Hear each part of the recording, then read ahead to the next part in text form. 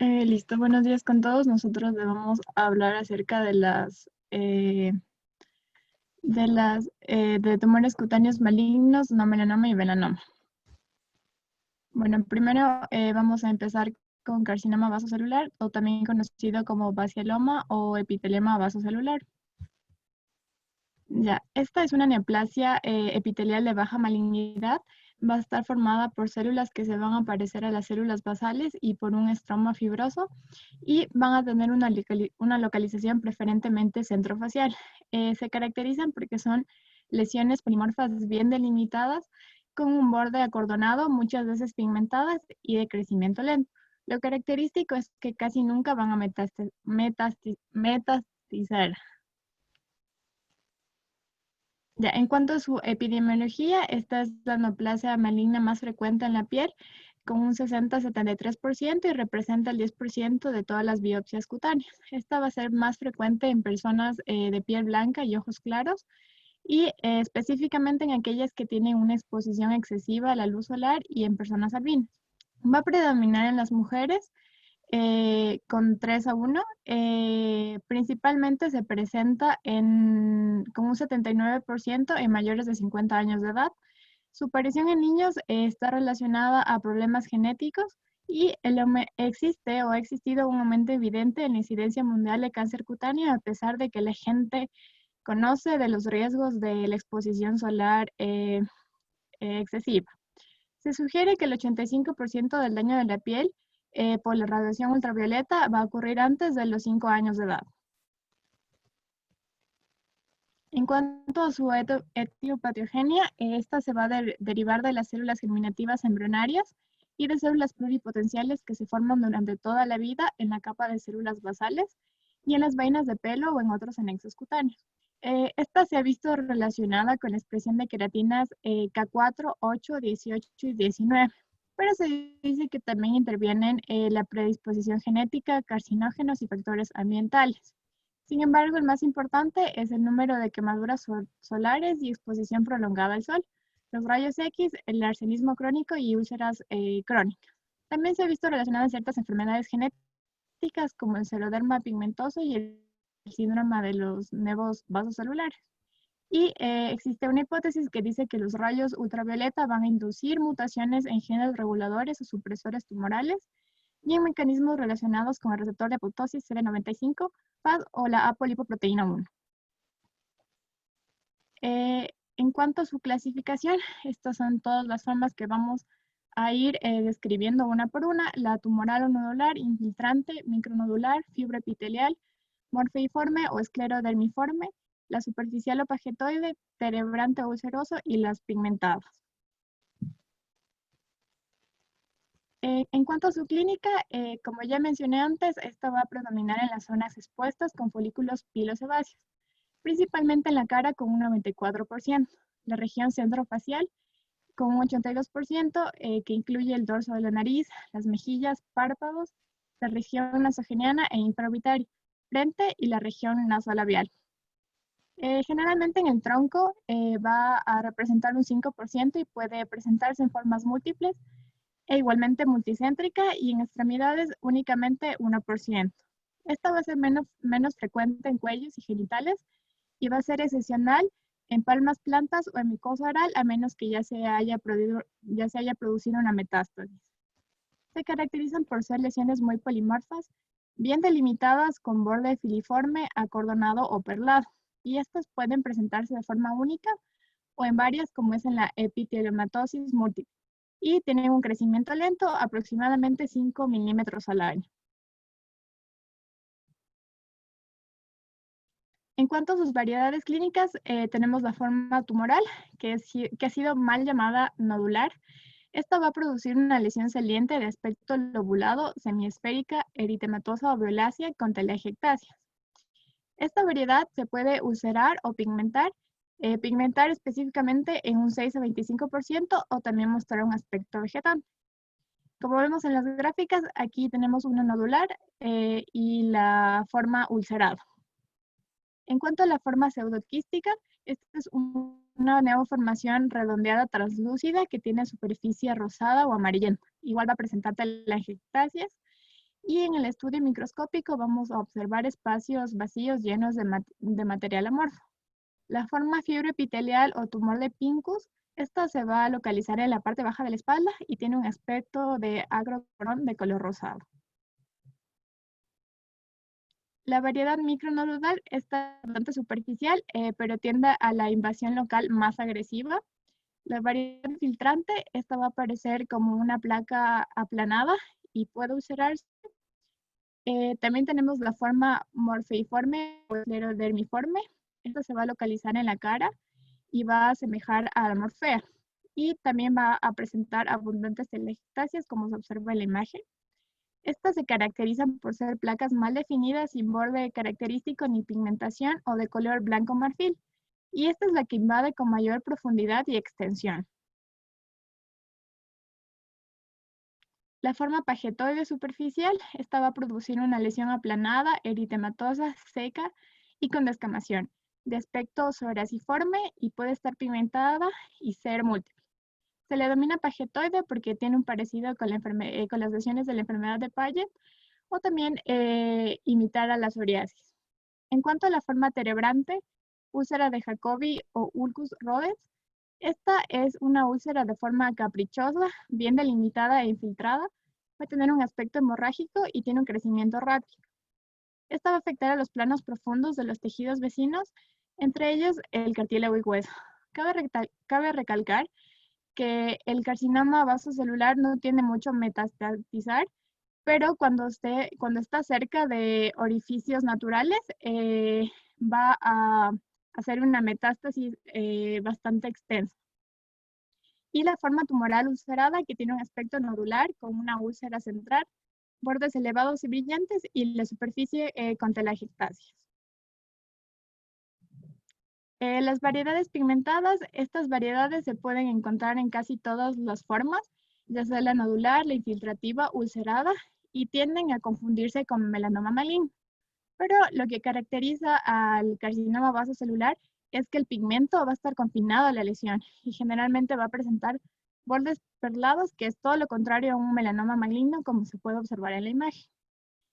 Su evolución es crónica, asintomática, va a presentar dolor o prurito moderados en un 30%.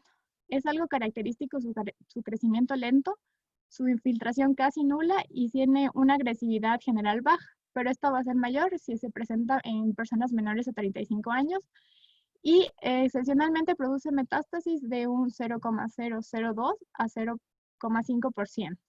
Y las complicaciones más frecuentes de este tipo es que son la hemorragia y una infección sobreagregada. En cuanto a los datos histopatológicos, aquí vamos a observar células semejantes a las basales, células de basiloma con un citoplasma escaso y un núcleo grande, que van a estar dispuestas en empalizada paralelas entre sí. Aquí generalmente forman cordones que semejan pétalos o imágenes caprichosas y con esta tinción se van a teñir fuertemente de color violeta. Van a presentar escasas mitosis y no hay anaplasia. Y el estroma se dispone alrededor de los grupos celulares. En ocasiones va a mostrar retracción y abundantes fibroblastos jóvenes y amiloides. Y pueden observarse cuerpos coloides. Ya, en los casos ulcerados van a mostrar un gran infiltrado inflamatorio. En los morfeiformes se muestran cordones profundamente infiltrados. Y en los pigmentados se van a observar grandes cantidades de melanina, como se observan en las 3 placas que están ahí. Desde el punto de vista histológico, estas se van a clasificar en los no diferenciados y los diferenciados. En los no diferenciados vamos a tener el sólido, el micronodular, el fibroepitelial y el multicéntrico. El sólido es muy nodular, que va a presentar una retracción del estroma, y cuando es micronodular se va a observar la presencia de nódulos múltiples y van a medir menos de 15 micrómetros. La fibra epitelial va a predominar el estroma fibroso y va a haber una mezcla de queratosis seborreica y carcinoma vasocelular superficial. Y en el multicéntrico, los cúmulos neoplásicos se van a desprender en diferentes sitios de la epidermis y van a infiltrar la dermis papilar superficial y la dermis papilar superficial, y va a haber atrofia epidérmica y un leve inflamatorio, infiltrado inflamatorio crónico. Y en los diferenciados tenemos los queratóxicos, que estos se van a diferenciar hacia estructuras pilosas, los quísticos que van hacia las glándulas sebáceas y los adenoides que se van hacia las glándulas sudoríparas. Y en 75% de estos tumores se van a encontrar melanocitos y en los pigmentados grandes cantidades de melanina.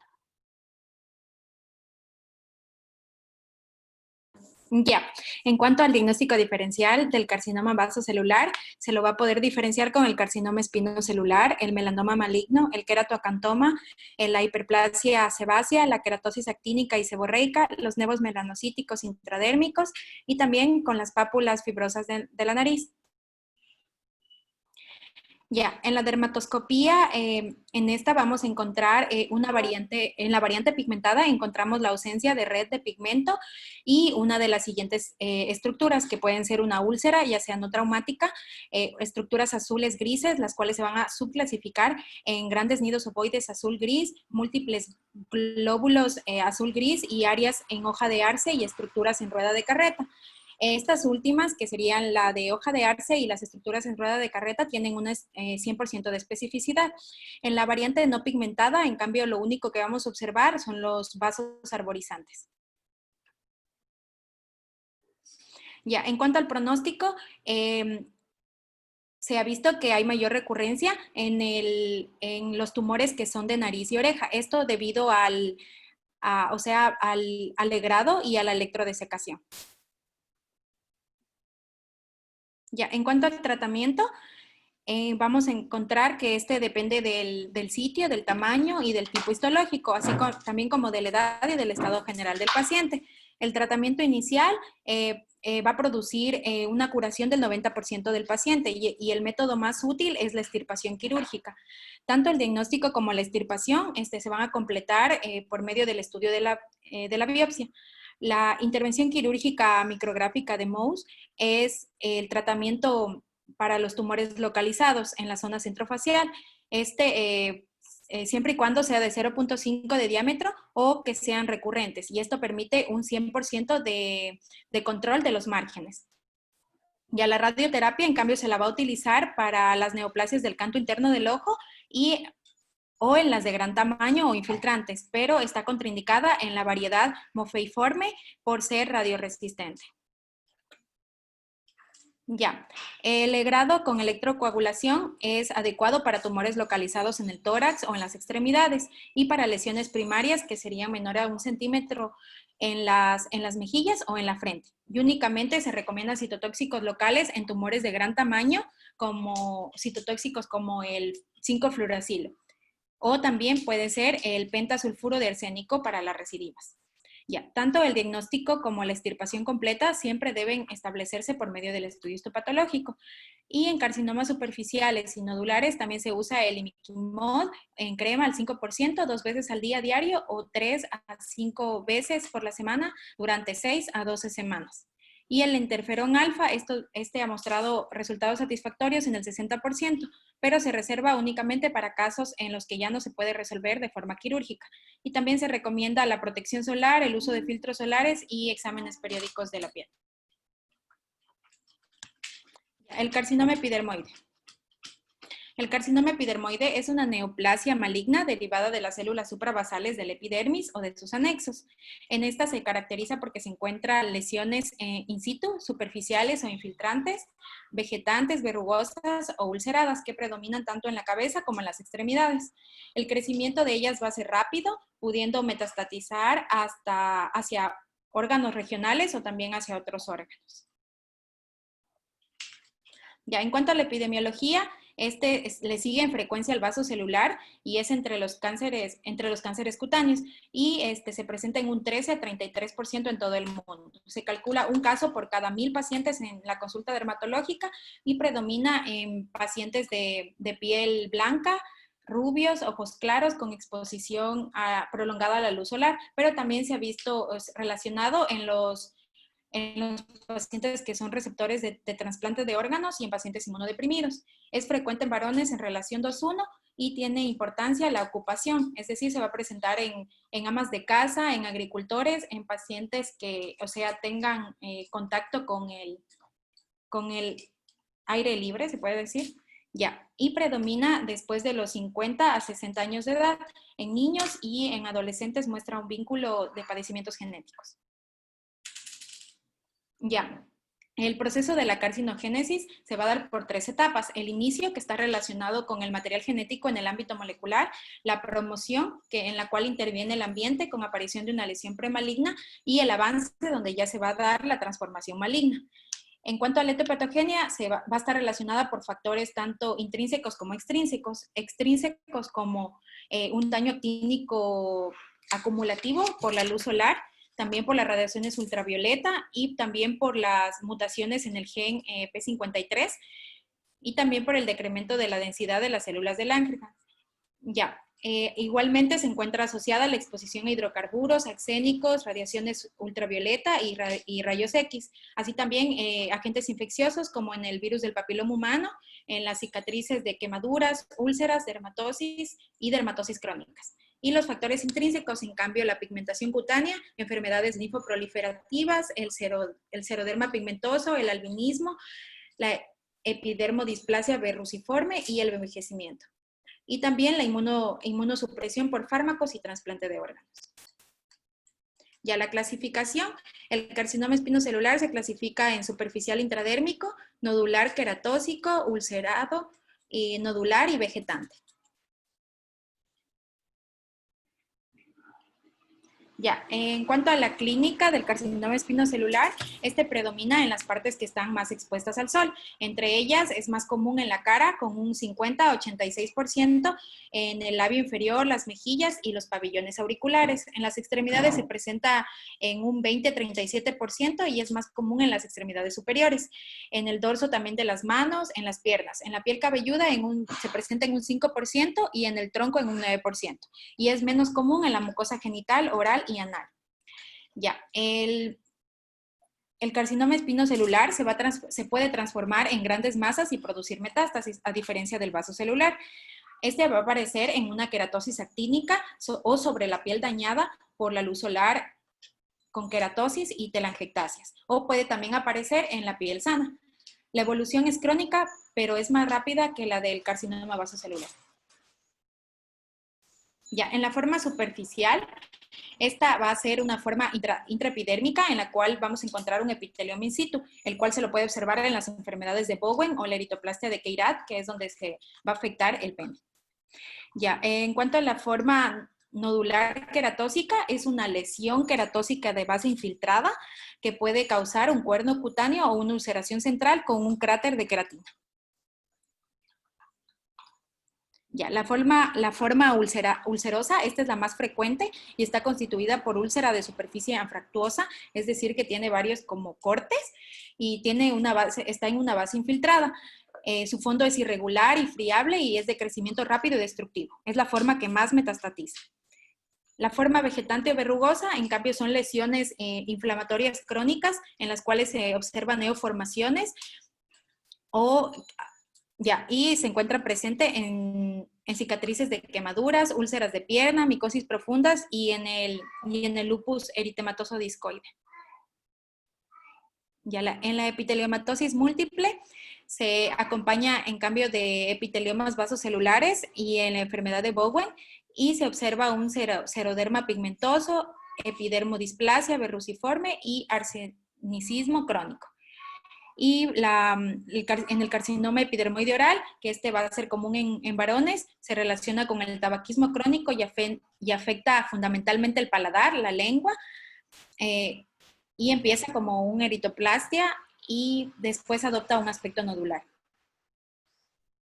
Ya finalmente el carcinoma verrugoso, el cual es un tumor exofítico de crecimiento lento que está relacionado con el virus del papiloma humano. Comprende 3 tipos. En el 1, que sería la papilomatosis oral florida, que afecta a la mucosa oral, principalmente por el virus del papiloma humano 11, y luego está el tipo 2, que es el de Lowenstein, que es anogenital, y el tipo 3, que es el epitelioma cuniculatum, que afecta a las plantas. Este está mediado por el virus del papiloma humano 6, 11, 16 y 18.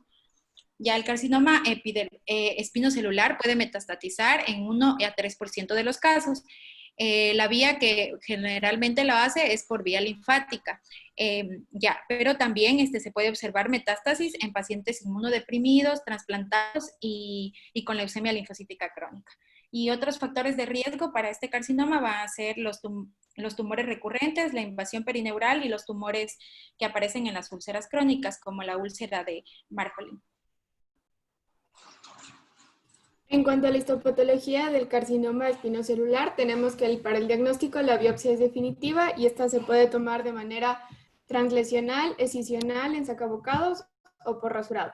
En ella encontramos en la epidermis hiperkeratosis con parakeratosis, proliferación irregular y anárquica de las células del estrato espinoso, que éstas se distribuyen en cordones mal delimitados y pueden invadir la dermis, y también atipias celulares, que se representan por cambios en el tamaño de las células y del núcleo, y también por mitosis atípicas. La malignidad tiene una relación directa con las atipias e indirecta con la diferenciación, es decir, mientras más atipias y menos diferenciado, más maligno. Según la histopatología, se puede clasificar en diferenciado, que tiene más queratinización, en de células fusiformes, acantolítico y verrugoso. Y también se utiliza la escala de Broders para determinar el grado de agresividad de acuerdo al número de células diferenciadas, siendo el grado 1 más del 75% células diferenciadas que muestran queratina, el grado 2 del 50 al 75% son células diferenciadas, el grado 3 son del 25 al 50% y el grado 4 menos del 25% son células diferenciadas. En el diagnóstico diferencial se puede hacer con queratocantoma, con carcinoma vasocelular, queratosis seborreica, psoriasis en placa y melanoma amelánico. Y en el estudio histopatológico se debe diferenciar de enfermedades granulomatosas crónicas que se acompañan con hiperplasia pseudoepiteliomatosa, como leishmaniasis y micosis profundas.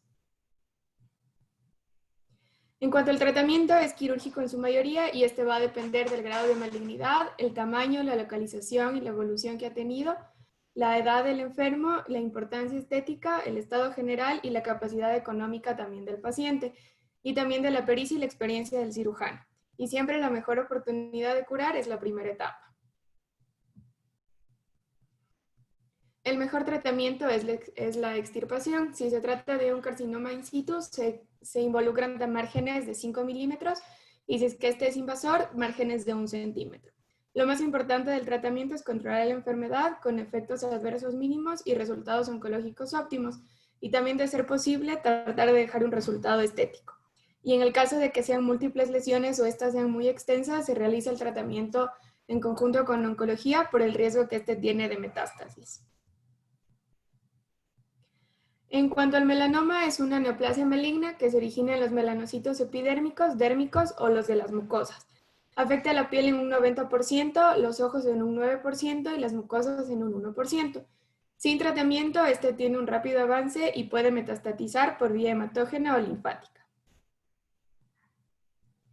En cuanto a la epidemiología, la distribución y el incremento mundial no son uniformes. En Latinoamérica tiene una incidencia de 4.5 por cada 100.000 habitantes y en Ecuador tiene una incidencia de 2.2 por cada 100.000 habitantes, siendo en hombres de 2.1 y en mujeres ligeramente mayor, siendo de 2.2. Afecta a ambos sexos, aunque es un poco más frecuente en mujeres, como vimos también en la estadística nacional, y se registra de los 20 a 60 años de edad con un promedio de 52 años y tiene un predominio en dos edades, entre los 30 y 40 años y entre los 60 y los 70 años. En los hombres es más frecuentemente encontrado en tronco, mientras que en las mujeres es en extremidades. En cuanto a la patogenia, no se conoce con precisión, sin embargo, se cree que es una interacción de factores genéticos y ambientales. Y también la exposición a la luz solar, pero no por la radiación. Más que eso, se relaciona con el número de episodios agudos de una quemadura intensa por la luz solar. Y también con la exposición durante la niñez antes de los 5 años. También se relaciona con la exposición a luces artificiales como solarenos más luz ultravioleta y cámaras de bronceado. También en pacientes con antecedentes personales de cáncer de piel no melanoma, síndrome de nevo displásico familiar, piel blanca, sobre todo fototipo 1 y 2 de Fitzpatrick, ojos claros, pelo rubio o rojo. Y aproximadamente el 50% de los melanomas se asocia a nevos melanocíticos adquiridos. Y de los congénitos, solo los gigantes, es decir, los que son de más de 20 centímetros cuadrados, se asocian con un riesgo alto, que es aproximadamente del 3 al 7%.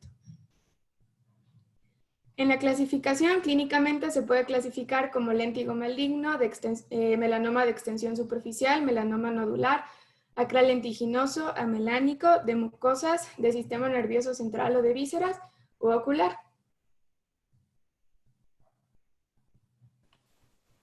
Ya. En cuanto al cuadro clínico, generalmente este se va a presentar de forma mayoritaria en la piel, es decir, en un 90%. Luego tenemos los ojos que se presentan en un 9% y finalmente en las mucosas con un 1%. El predominio de las lesiones va a ser en la espalda, en las piernas y en las regiones subunguales. Generalmente esta tumoración es pigmentada y el color varía entre un color marrón, es decir, un café oscuro, hasta un negro. En sí, una de las características es que va a haber una salida de pigmento en la piel circundante a la lesión, como se puede observar en la imagen de acá abajo, y también que los bordes van a ser irregulares. Esa es una de las principales características. El tamaño de la lesión en el melanoma generalmente varía entre milímetros hasta centímetros y esta inicia con una superficie lisa que luego de un tiempo se va a ulcerar y finalmente se presenta con costras melicericosas que van a ser muy parecidas a la lesión que se está mostrando. Ya, generalmente estas van a ir acompañadas de dolor, prurito y lesiones satélites. Y es muy importante reconocer que la evolución del melanoma va a ser muy rápido y progresivo. Las neoplasias es una de las neoplasias con mayor tendencia a metástasis. Generalmente esta es linfática hacia los ganglios, pero también puede ser una diseminación hemática, que es muy común hacia pulmón e hígado, como se puede observar en la imagen. Ya, dentro de los tipos clínicos tenemos principalmente el léntigo maligno o melanosis precancerosa o peca melanótica de Hutchinson. En sí, esta es una variedad que va a evolucionar hacia el melanoma léntigo maligno y constituye el 10% de los melanomas. Este es el menos agresivo de todos. Luego tenemos el melanoma de extensión superficial, que constituye de un 40 a un 50% de los melanomas, y este se presenta generalmente entre el cuarto y el quinto decenio de vida. Luego tenemos el melanoma nodular, que en sí es una forma mucho más agresiva, pero este se presenta entre un 10 a un 20% de los melanomas. Luego tenemos el melanoma acral lentiginoso. Generalmente este se presenta con más frecuencia en las personas de raza negra y en los asiáticos y en menor cantidad en las personas mestizas. Este va a afectar las palmas, las plantas o falanges distales. Tenemos el melanoma maligno múltiple, que ocasionalmente los pacientes pueden presentar melanomas múltiples, pero generalmente es un número menor a 5 lesiones. Asimismo tenemos el melanoma amelánico, que casi siempre es tumoral, es de un color rosado, como se puede observar en la imagen, pero es muy importante rescatar que en sí tiene muy mal pronóstico. Ya, luego tenemos el melanoma de mucosas. En sí, presenta aspectos clínicos e histopatológicos que van a ser semejantes a los cutáneos y predominan en el paladar y en la mucosa gingival. Asimismo, tenemos algunas variantes raras de melanoma, como el melanoma desmoplásico o dermotrópico. En sí, va a afectar a ancianos, predomina en los varones y generalmente se presenta en zonas expuestas a la luz, como podemos observarlo en la imagen. La lesión va a ser una placa esclerótica o amelánica que a veces tiene un componente superficial del léntigo maligno. Y finalmente tenemos los melanomas nevoides y espitzoides, que estos van a simular un nevo melanocítico o también un nevo espitzoide. Ya. En cuanto al diagnóstico clínico del melanoma, este se va a basar en el ABCDE, que en sí sería la simetría, los bordes irregulares, los cambios de coloración, el diámetro que sea mayor a 6 milímetros y en la E se varía entre elevación, pero principalmente la evolución de esta lesión. La siguiente, por favor. Ya, aquí podemos tener una comparación entre una lesión benigna y una lesión maligna. Tenemos que el melanoma en sí, en la A, va a haber asimetría. Es decir, los dos lados de la lesión no van a coincidir en su tamaño ni en su forma. Los bordes van a ser irregulares. El color, no es homogéneo, ya que lo podemos tener en 2 o más tonos, es decir, una zona amielínica, una zona color marrón y una zona negra. En el diámetro, va a tener que ser mayor a 6 milímetros y en la evolución, generalmente los cambios de tamaño, de forma, de color y en otro aspecto, estos van a ser muy característicos y sobre todo van a ser muy rápidos. En cuanto al diagnóstico, vamos a hacer el examen histopatológico, la biopsia va a ser la que nos va a confirmar la enfermedad. Preferentemente debe ser escisional, aunque en las lesiones grandes también se puede tomar solo por porciones de la lesión. Y el método de procesamiento de elección va a ser la parafina para evitar alteraciones en el estudio. Los hallazgos más característicos que vamos a encontrar en un melanoma son los melanocitos con mitosis anormales y melanófagos. Y en la dermis vamos a encontrar diversos grados de infiltrados inflamatorios. En la variedad léntigo-maligna vamos a ver que hay grandes variaciones morfológicas con muchos melanocitos atípicos y multinucleados. También vamos a poder ver una distribución ya sea en bandas o los melanocitos pueden formar nidos. Y algo característico va a ser la atrofia epidérmica y la elastosis solar que van a resultar de alteraciones del tejido conjuntivo.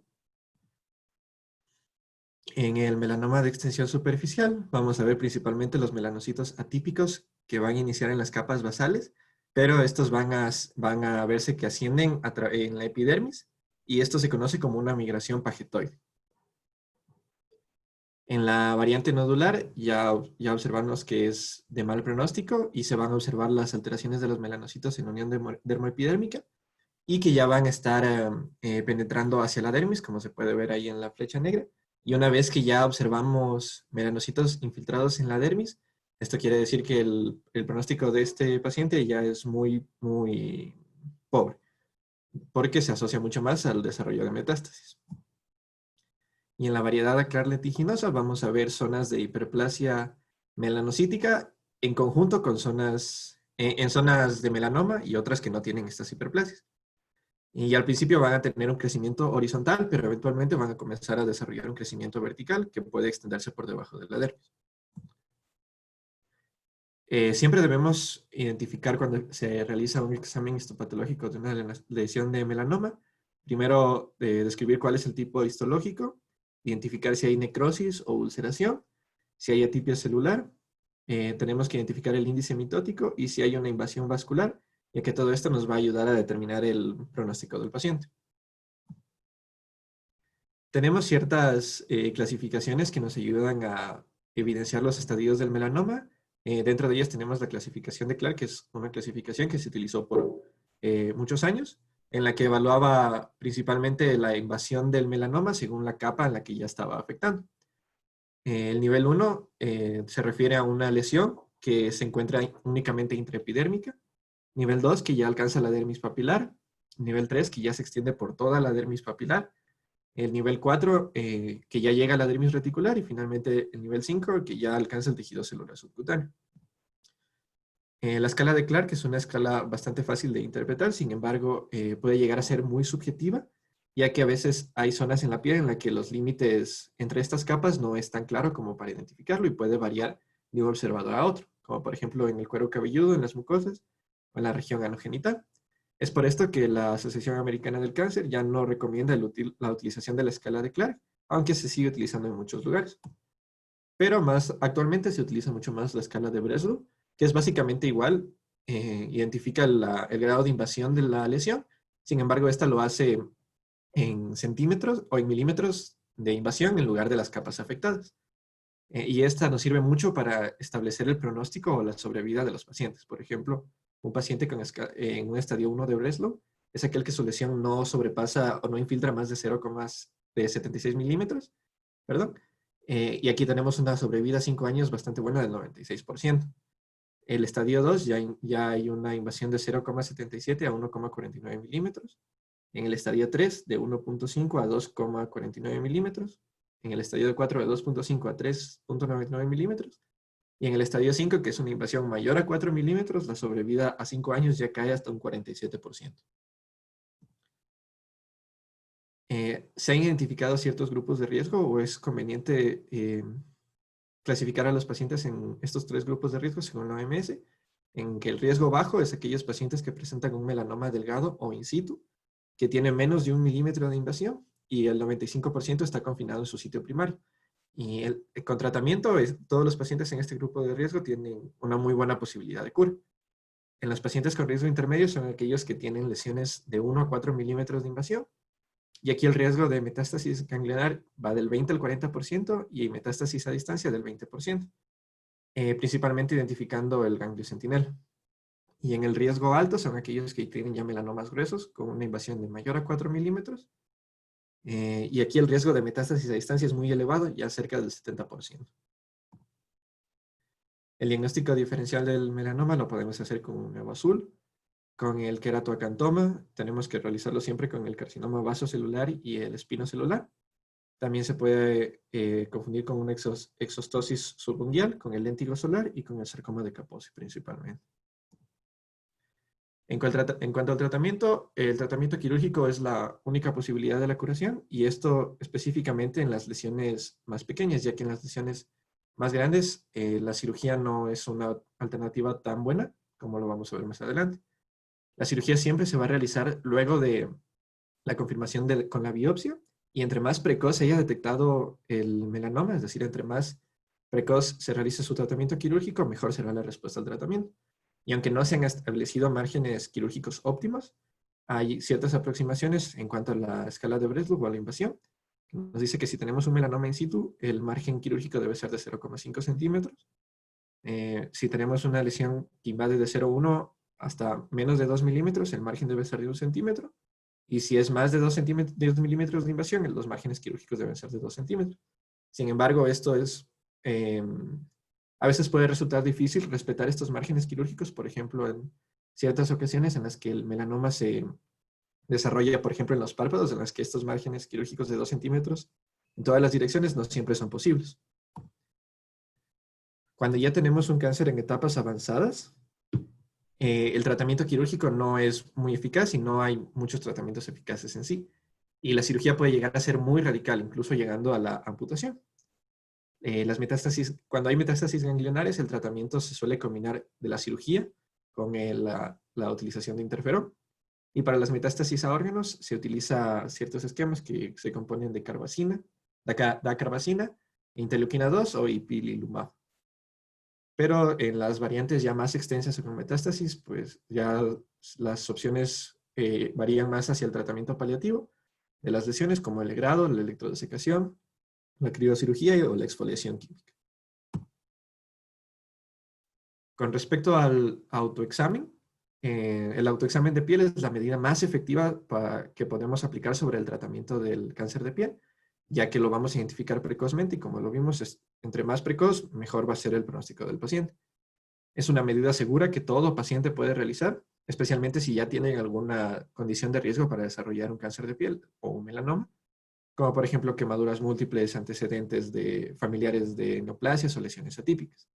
Se recomienda que el autoexamen de piel se lo realice una vez al mes y resulta útil que antes de iniciar con esta práctica de autoexamen, el paciente tenga una revisión dermatológica en la que se puede identificar lesiones o manchas de las que tenga que tomar nota en cuanto al autoexamen y ver su evolución.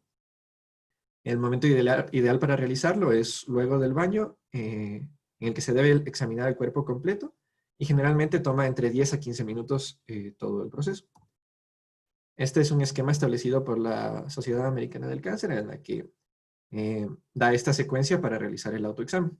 Se tiene que hacer frente a un espejo y primero vamos a revisar la cara, el cuello, el pecho y en el caso de las mujeres también se tienen que levantar los senos para evaluar los pliegues, el abdomen y los brazos y las manos. En el examen de brazos y manos es importante revisar en todos sus lados, en todas sus caras, en la región axilar, y no tenemos que olvidar revisar las uñas y las regiones interdigitales.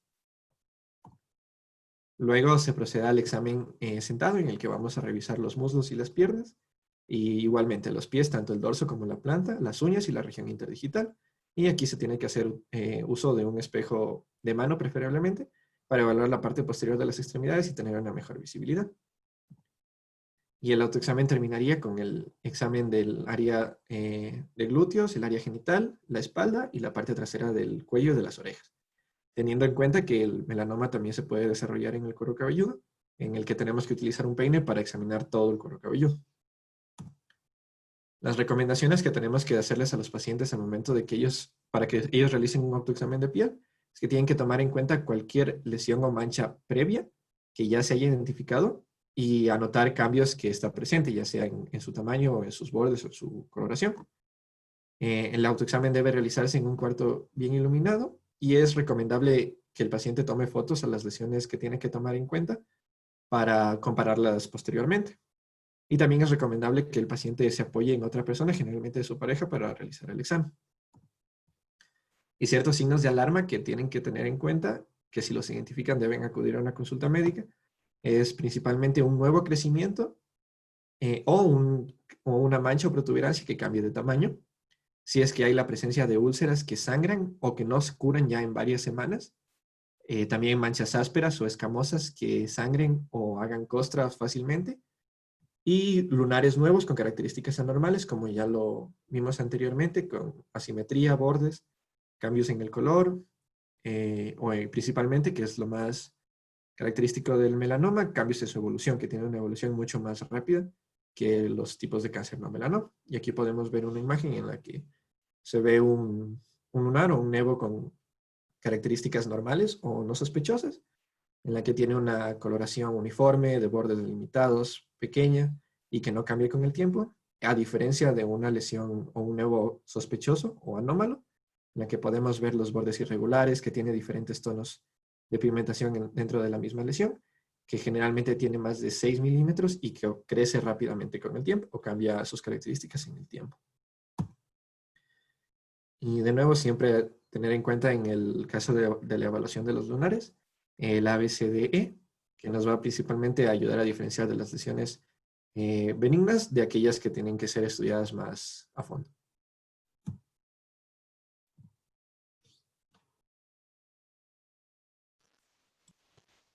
Muy bien. Muy buena exposición, chicos. Cumplieron los objetivos. Bien, si tienen alguna pregunta acerca del tema. Ya. Bueno, si no hay alguna pregunta,